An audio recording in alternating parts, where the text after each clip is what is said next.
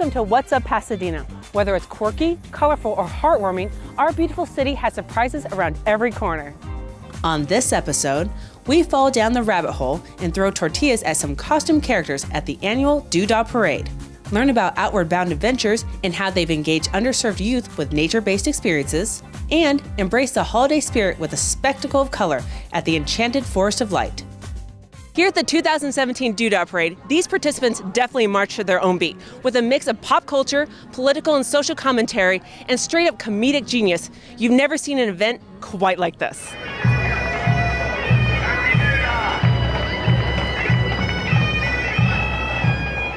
This is the 40th occasional Pasadena Doodah Parade. It started in 1978, and it started in a bar named Chromo's, and that's where a bunch of fellows drinking too much beer and a gal decided that they wanted to have their own parade because the Rose Parade was not on Sunday, can't be on a Sunday, January 1st. There's a city ordinance. So January 1st, they decided in 1978 that they were going to hold their own parade, a creative, artistic parade, and all the folks from the Midwest were kind of lined in the streets all ready for the Rose Parade, wondering what the H is going on in Pasadena. 40 years later, we're here. The parade celebrates freedom of expression and humor and fun and joy and people coming out and doing whatever they want with their neighbors and their friends and community members, and just, making hay while the sun shines, kind of going out and expressing themselves. It's a day you can bring out your alter ego. Some people call it the rite of reversal. It's not obviously a corporate parade. There's no sponsor. It's do it yourself. It's from the ground up. And that really expresses kind of a very community-based idea about what a parade should be. So it doesn't cost a whole lot of money to be in this parade. It costs whatever it costs you to make your signs and your costumes and your floats. And we think it's really important for people to have the right to do that. There's no separation between the audience and the people in the parade. Some people join in the parade. Some people decide, I can do that. We're going to do it next year. My name is Queen Imani. I am the queen of the Doodah Parade, and I'm really ecstatic to be here. I'm really honored and pleased to be the first drag queen of the Doodah Parade. What I love about the Doodah Parade is everyone is in their true, authentic self. So it doesn't get any better for a drag queen to come and share and relish in all this uniqueness, this fabulous. Well, this is my 5th year here, and I absolutely love it because it gives us an opportunity to show who we are. It gives an opportunity for everyone else to show who they are, but we love and appreciate everyone for who they are and what they represent. Yeah, we have this like a variety of people with all kinds of like weird names, like the baby home run across the border aerial flight show, and everything else. It's like some of the names, the clown doctors from outer space. How about that, huh? Flying saucer from Bakersfield. You make it up, they'll be here. We actually made up a title one year and just said they're going to be in the parade, and then a group actually came with that title. So we almost kind of psychically create it years in advance. We have several thousand people come out and watch the parade, about 1,000 marchers, and they're from everybody who comes out and watches. It's all ages, love it, from the young children to elders. Really like to laugh a lot because they finally get it. They don't want to stress anymore, and they go like, let's just have some fun, right? And kids always want to have fun. And then we have, and in the parade, I'm going to say they're from every walk of life. But the question of the parade is this: is it normal people trying to be weird, or weird people trying to be normal? Little of both. So I'm 4th generation Pasadena. My great-grandfather was mayor of this town. My daughter's 5th generation to be born in Pasadena. You know what? I got roots here. And when I say this is my town, I mean it's all our towns. It's my town, it's your town. Yeah, the Doodah Parade got some national attention in the early years because there wasn't a parade like it. So it spawned replicant parades around the country. There's the Moodah Parade, the Super Doodah Parade. There's a bunch of them. I've noticed this year the community is really excited coming out. Like we had people high and low, usual suspects, community leaders in Pasadena, and they usually never show up. And I noticed this year they were saying, we can't wait for the Doodah Parade. So I think it might have something to do with the national climate and people needing to go out and just let their anxiety, get rid of it, have fun, smile, be happy. Oh my gosh, the energy is high. You talk up to anyone, you go down the street or up the street, it's an amazing. Everyone's electrified, everyone has spirit, and everyone is walking around looking at each other's float. And I love that about people because it's so accepting and everyone just wants to have a great time today. So if you're not here, you're missing out. Santa's red suit is said to have originated from a Coca-Cola advertisement in the 1930s. When you think of Miami, you think of, rich, glamour, but 5 miles away from the beach, there's people who've never seen the beach. I was confused why somebody was in this situation, especially in America.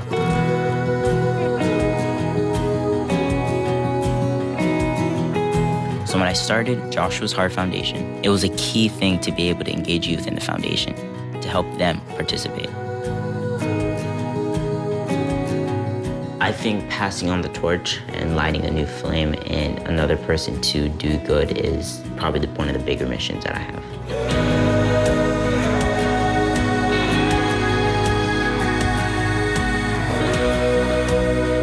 So we are each making a bigger difference.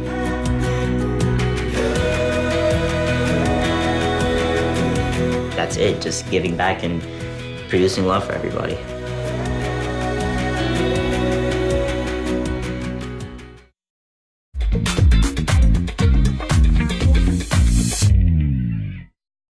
Located on the campus of John Muir High School, Outward Bound Adventures provides underserved youth with some fresh air and a new outlook on their future.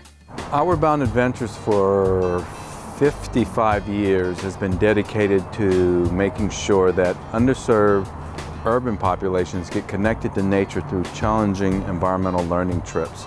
We're the oldest nonprofit in the nation dedicated to making sure that underserved, overlooked, and low-income communities get connected to nature.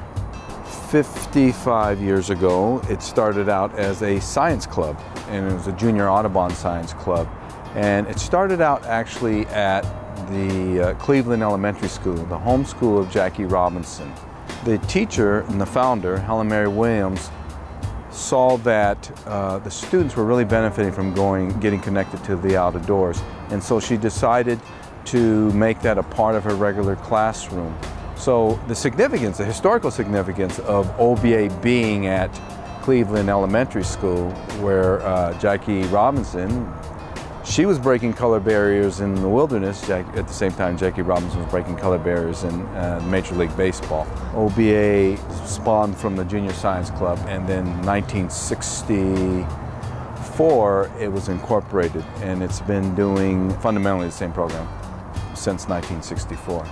The staff are highly trained, and we train them, and then we hire the staff.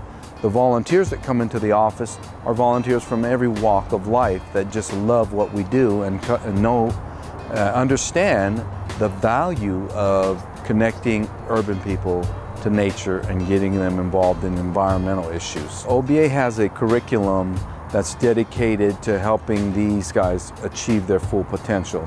And we have these 6 areas of focus. So the first area is learning how to function in a group, and that's community. So we do, everything that we do is based on community, working within a community. Team building and leadership is another area of focus. We do a lot of team building and leadership activities, so they identify their leadership skills and they learn how to build a team outdoors. The third area would be exposure to outdoor careers. Most of the kids that we work with have never even thought about a career as a park ranger, a wildlife biologist, a hydrogeologist, or whatever. There's always a physical challenge. As you know, or as most people do know, there's no growth without challenge, and we challenge the kids physically. The 5th area of focus is eco and cultural literacy. And every course that we have, there's some literacy piece around environmental studies and fundamental ecological concepts and cultural literacy. A lot of the cultural literacy might be around the Native Americans. It might be around the original folks that inhabited an area, which is usually Native Americans. But there's always a cultural piece, and there's always an eco-literacy piece. And the 6th area of focus is stewardship. The kids all learn about leave no trace principles and how to become better stewards of their natural environment. So all of those 6 areas together as part of our curriculum. I got involved with Outward Bound Adventures through their regional diversion program. As a youngster, in my early teens, I was involved in a gang, and I had no contact at all with nature. They got me involved, and I had never been anywhere out of the city. And I loved it. I understood myself better, and I really began to understand that this is something I really love doing. And it it transformed my life. It's an amazing thing to see a kid that's never had any contact with nature come out and just be surprised to see that there is so much beauty in the natural world. We're not only serving the kids from John Muir High School, we're serving kids from East Los Angeles, South Central LA, as far away from San Bernardino, Palmdale, Lancaster, and our fundamental goal is to provide these kids with a learning experience in an outdoor setting that helps them to better come to understand themselves as well as understand the natural world and how to become better stewards and introduce them to careers in conservation. When you have a kid that's never been more than a half-mile radius from his home, go out into nature and spend 3-4 days backpacking or camping out in nature, and come away from that saying, you know, this is something that's bigger than me that I can become involved in and that I actually love. You know, I can see the light go on for so many kids when we take them out backpacking or camping because they connect with nature. It's in our DNA to connect with nature, and these kids just have never had the experience. The idea of Santa's sleigh was inspired by a series of short stories by author Washington Irving, famed for the legend of Sleepy Hollow and his headless horseman. Look into my eyes, you will see what you mean to me. Don't tell me it's not worth trying for. You know it's true. Everything I do it for you.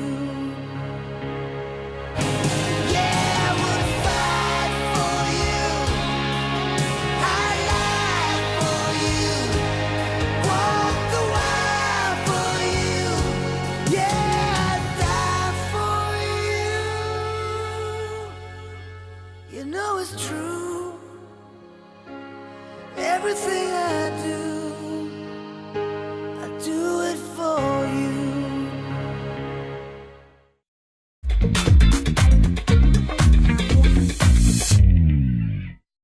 During the holiday season at Descanso Gardens, visitors are mesmerized by the vibrant and immersive lighting displays at the Enchanted Forest of Light.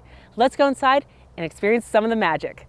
Enchanted Forest of Light is this really unique nighttime experience that showcases the gardens at Descanso. Descanso Gardens is a public garden. We are a nonprofit. We are open 365 days a year, and we really specialize in California plants, and we really think of our gardens as an art museum where our masterpieces are the beautiful living things here. Enchanted Forest of Light is like nothing else in Southern California. So you come, you have a 1-mile walk, there are 10 different experiences, and many of them are interactive. So when you're up in our oak grove, you can walk on platforms around the trees, and the sensors set off different colors and sounds as you do that. So this is our second year doing Enchanted Forest of Light, and we are so grateful that Southern California has just embraced us and made us a tradition already. We came up with this idea because in the winter, our gardens are less visited, and we wanted to really showcase our gardens. So when you come, you're not seeing a holiday light display, you're seeing the beauty of Descanso really on display. When all our tickets sell, we'll have over 100,000 people visit our gardens over these weeks. When we look at who visits Enchanted Forest of Light, it's completely different than our membership. But we do want to remind people, the tulips you see behind me, in the spring we'll have 20,000 bulbs in these planters. So this is really just kind of like a sneak peek of the beauty that's coming in the spring. This year, what's really causing a buzz is our Hebe Kozo exhibit. It's an artist who brought their work actually, up into our rose garden. There are these giant gems with patterns cut in them, and the light shines out from inside, and you can spin them and really interact. It's very fun, and it's very popular on our social media pages. I love oak trees. I love oak trees all year round.